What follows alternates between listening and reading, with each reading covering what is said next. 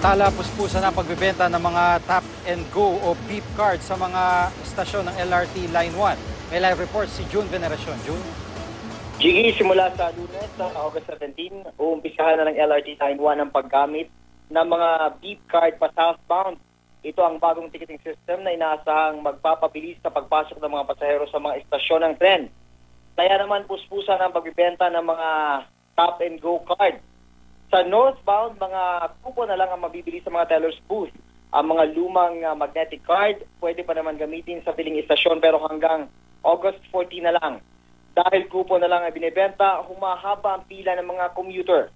Nagpulong kasi ang pamunuan ng LRT para hanapan ng solusyon ang mahabang pila. At isa nga, Gigi, sa mga nakikitang solusyon ay magdagdag ng mga teller sa mga istasyon ng tren. Sa LRT Line 2 naman, simula bukas, hindi na magbebenta ng mga magnetic card. Pero yung may mga hawak pa na magnetic card ay pwede pa naman nilang gamitin hanggang sa katapusan ng buwan.